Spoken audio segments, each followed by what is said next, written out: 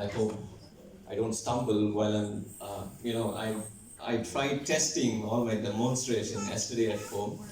It didn't actually work out that well, but I hope.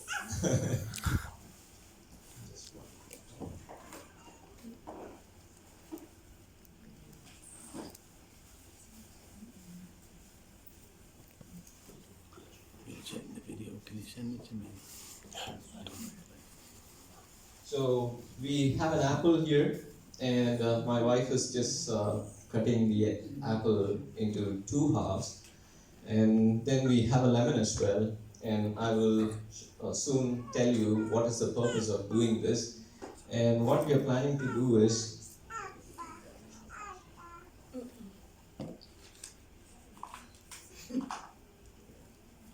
so so in these two pieces, she's going to apply some lemon, and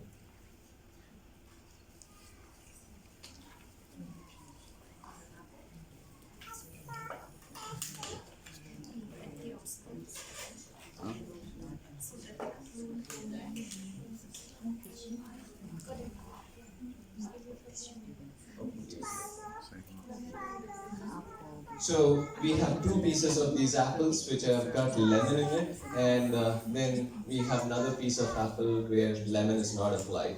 We'll discuss about that later. Let it remain there for some time. Now let's watch the video.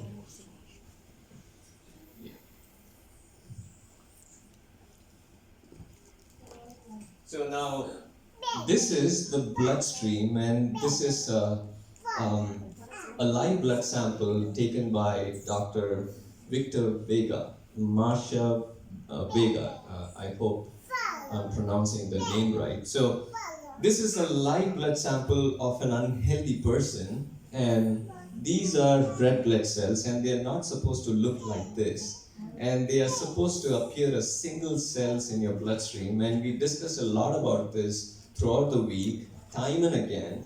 And now here's a real blood sample where you watch the red blood cells are clumped to each other. They look like stacks of coin piled up one above the other.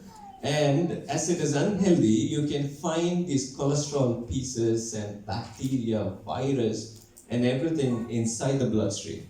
Now, as I mentioned earlier, in the bloodstream, these blood cells are supposed to appear as single cells, and they have to keep moving through the bloodstream, which is not happening here. And these blood cells are kind of trying to steal nutrients from each other. That's why they are clumped to each other and not moving at all. And now what you're seeing over there is a white blood cell, and it is not supposed to look like that. And white blood cell is supposed to just move around, and now this is how your blood cells are actually supposed to look like. It is better than what you saw earlier, but not good enough.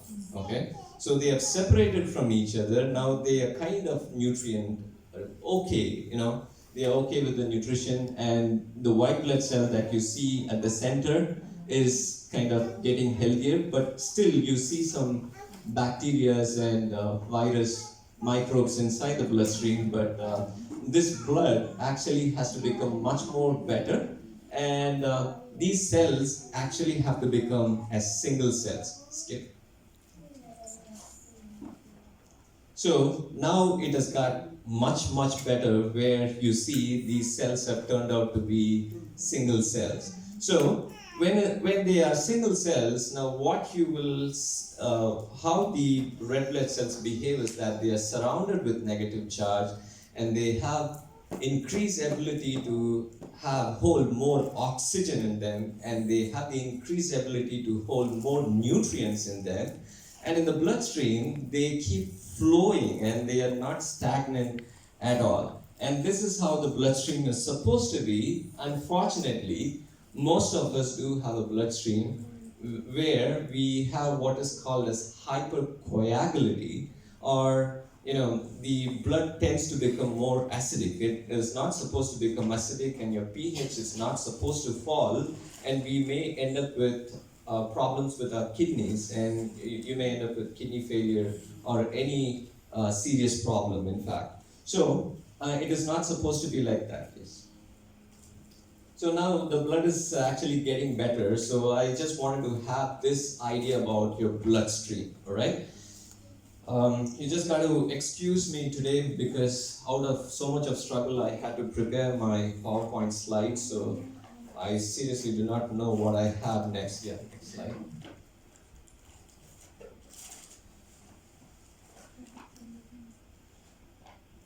Next one. Next. Okay. So what we read is this: the majority of the diseases which the human family have been and still are suffering under, they have created by ignorance of their own organic health, meaning not following the health principles, and work perseveringly to tear themselves to pieces, and when broken down and debilitated in body and mind, send for the doctor and drug themselves to death. Right? When we talk about diseases, normally, diseases are of two or three different kinds. The first one we call as the communicable diseases, or what we commonly call as the infections, right? We all have come across the infectious diseases, like a person is suffering from running nose or cold or Ebola or any of that sort is infectious. You don't want to stay in the presence of that person, that patient. So those are communicable diseases. And then we have what is called as a non-communicable diseases. The other word that I could use here is a lifestyle diseases, lifestyle diseases. So these are the two commonest kind of diseases. And then you have diseases which you inherit from your parents, right? So let me tell you this. Now what you saw in the bloodstream, if your bloodstream, every single thing that you experience as you live in this world, when it comes to health, is dependent on what you see in the bloodstream. If your bloodstream could be kept clean and neat, just like what you saw, then I would like to tell you that even the birth abnormalities or the inherited diseases that we suffer from can be avoided to a larger extent. But when it comes to lifestyle diseases like high cholesterol, blood pressure, heart disease, diabetes, and most of the cancers, not all, most of the cancers, uric acids, and these are called as the lifestyle diseases.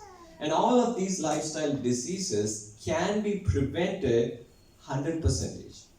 100% of prevention of lifestyle diseases is possible. Now, what about the infectious diseases? Every single time you catch a cold, or let's say a virus gets into your system, in fact, all of us do have virus and bacteria in our system, but just that our immune system is constantly fighting against these viruses and any microbes, these bugs that get into our system.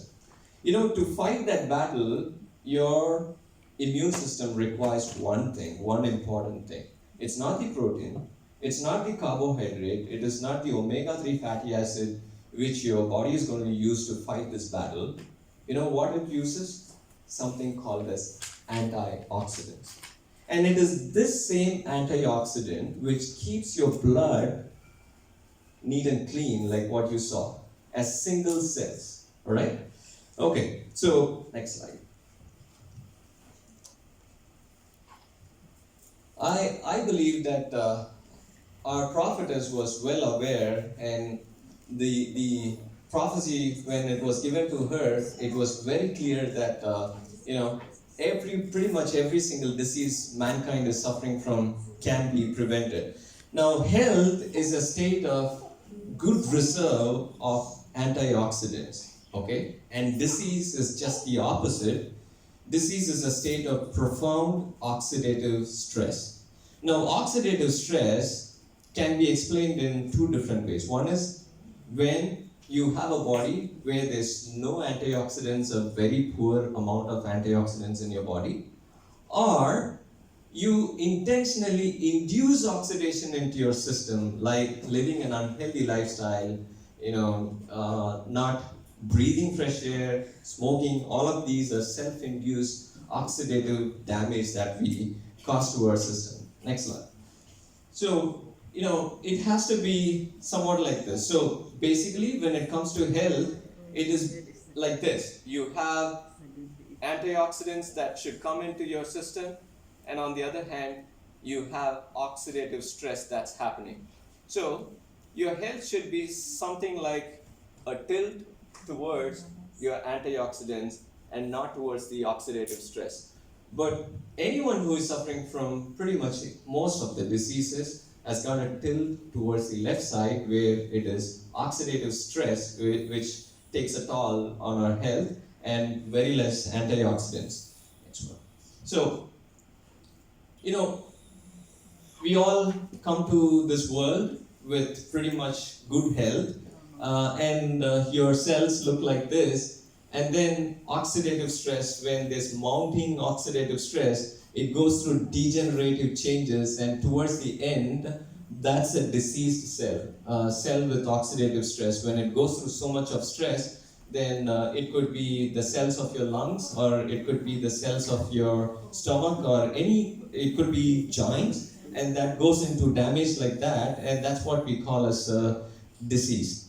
That's one. So, we do come across a lot of oxidants. We do come across a lot of oxidants in our life. We have plenty and plenty of these oxidants that we are surrounded with, and 90% of these oxidants that we know of are self-induced. We are going to talk about that in detail.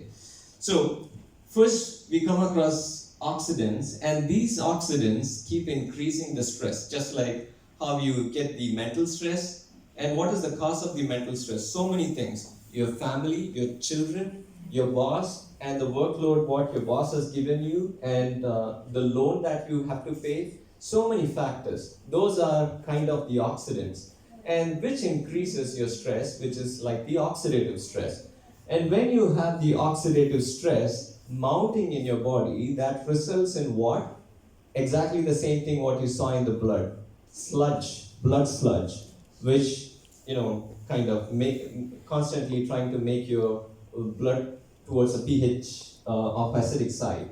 And then we end up with what is called as oxidative damage. And, oxidative damage, as I mentioned, you may end up with a change in your knee joint or any part of your joint which is basically diseasing. Your doctor said you have degenerative changes, you have osteoarthritis, or you have heart disease, you have diabetes. These are all degenerative changes.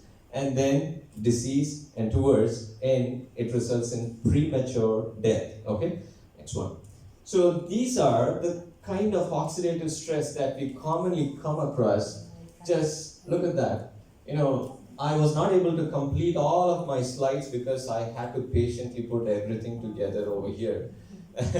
And, I have to confess as well, though I talk a lot about rest, importance of rest. Last night, I prepared this particular slide at around 2 o'clock. So, previous one. What scientific study says is that we are inducing oxidative stress in ourselves every single day, and we are bombarded with at least 10,000 different oxidants every single day. Now imagine how much of antioxidants you need to have in your body as a reserve to encounter so much of the oxidants you come across. So it's basically like this. You basically come across two things. Oxidants are inevitable things, and there are self-induced oxidants on one side, and on the other hand you have antioxidants, which is again your choice, which is in your control. You can put in enough of antioxidants into your body, and unfortunately what's happening is our oxidants level is like this, and the antioxidant level reserve is like this, and we suffer from disease. So it is supposed to be like this. Your antioxidant reserve is supposed to be like this, and your oxidant level is supposed to be like this. Now, what are these oxidants? All of these are oxidants. How many of these do you think you can avoid?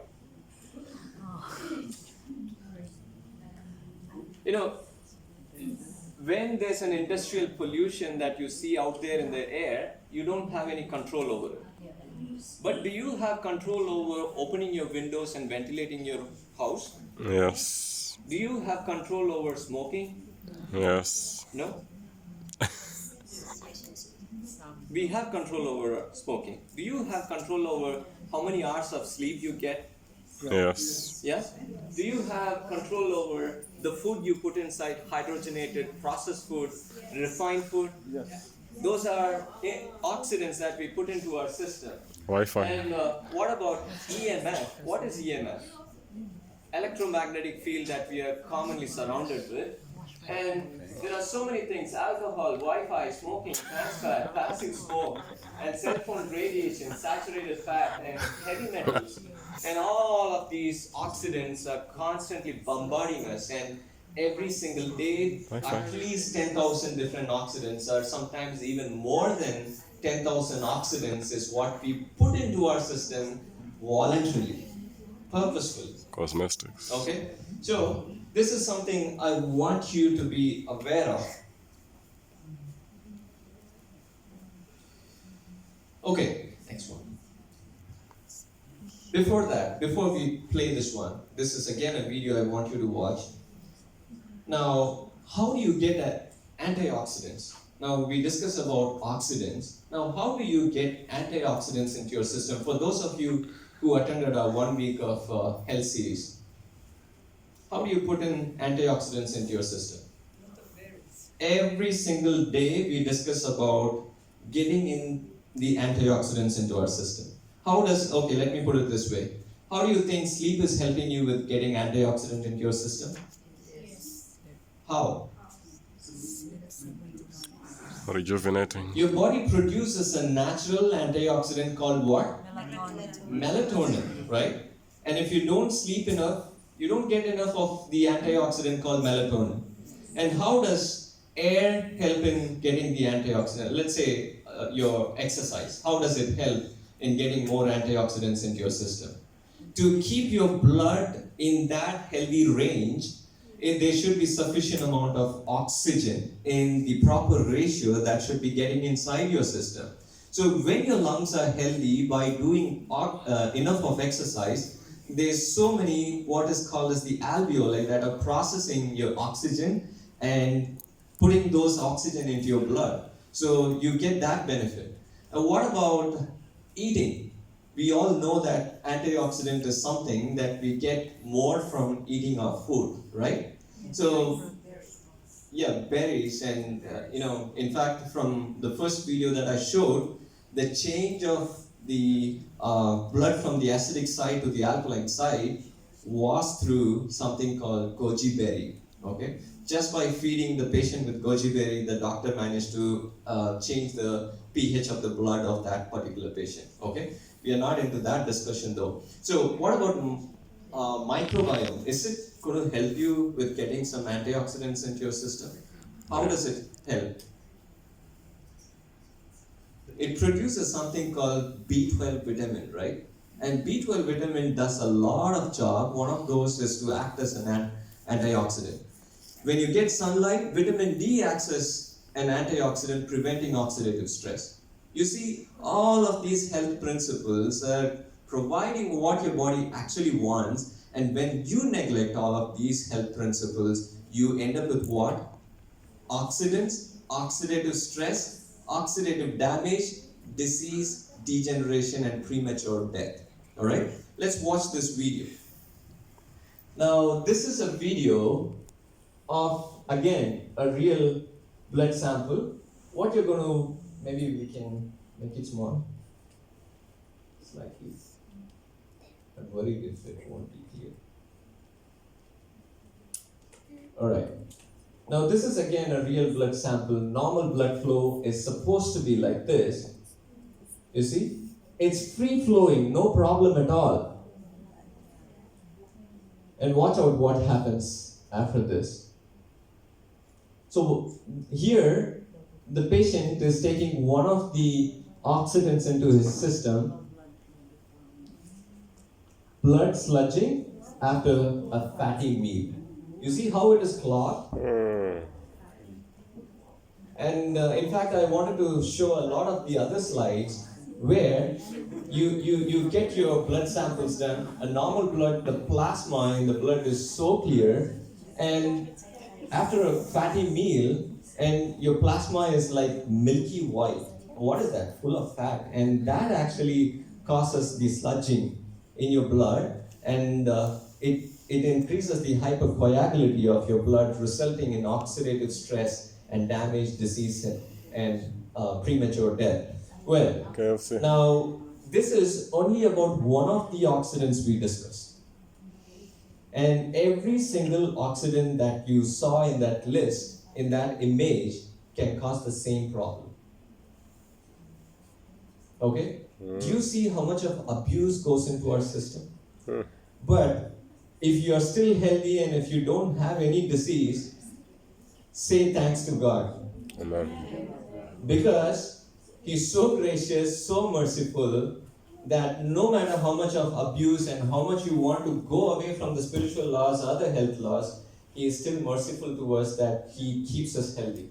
But that won't go on for a long time, which is what I want to mention here. Alright? Okay, now next slide. So, antioxidants. When you have enough of antioxidants, now this is what you're going to see.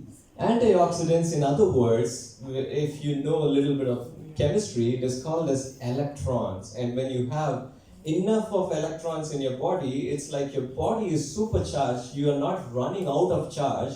So your body is always charged, and there's a constant supply of this electrical charges into your body. That's what good amount of antioxidants mean. And what they do is every time there's oxidants into your body, now these antioxidants would go and scavenge them.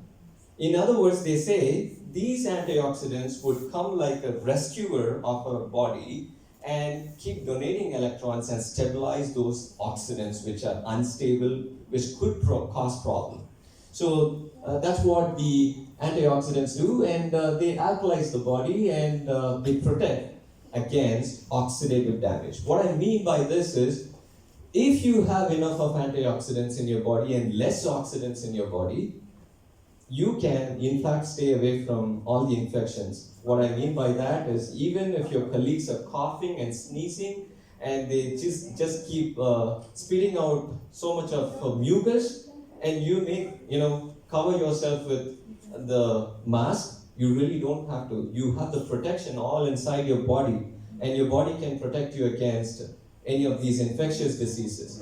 And lifestyle diseases, you can stay away from pretty much all of the lifestyle diseases if you can have enough of the antioxidants and less oxidative stress in your body. Now, let's take a look at the apple here.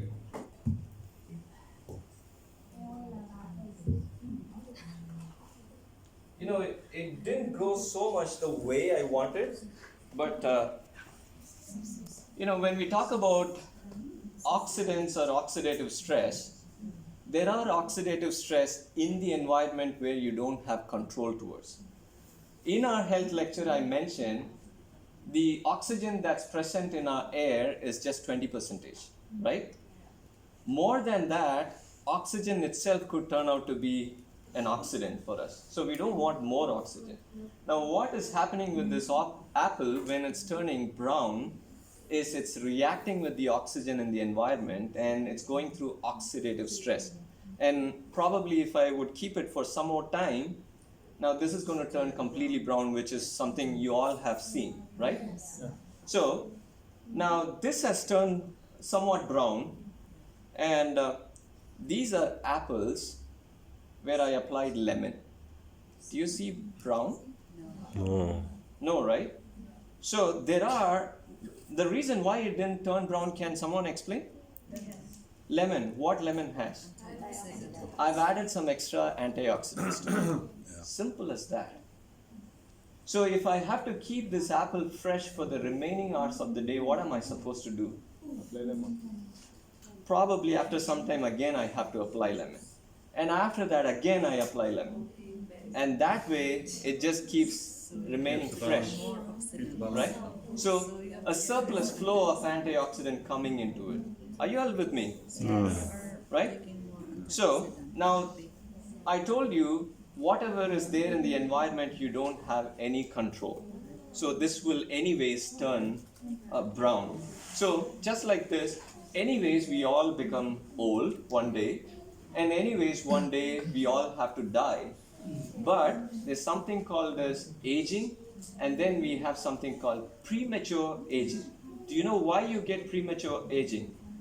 Because of the self-induced oxidants into our system, not the natural oxidants that you can't avoid. We put in so much of oxidants into our system, and that actually causes premature aging. At the age of 30 and 35, you end up with osteoarthritis, and you develop diabetes and cholesterol at the age of 30. That's called premature aging. Okay? Now, let me demonstrate that to you. So far, so good. All my experiments seem to be going good. Anyone has got experience in lighting this? All right. But mostly our apples in UAE, it's not coming, not turning to the brown color. It's keeping same. Now, what am I doing here? Now, what am I doing here? Burning the wings. Burning it, right? So, this is kind of an oxidant that we put into our system. This is not supposed to be this way. And the apple will anyways turn brown, but this is going to turn brown and probably get spoiled just by doing something like this. You're Right? removing the oxidants. Yeah. Removing. We are removing all of the antioxidants from this. And this will turn brown and it's no longer edible. That's how premature aging is. All right? Okay. So,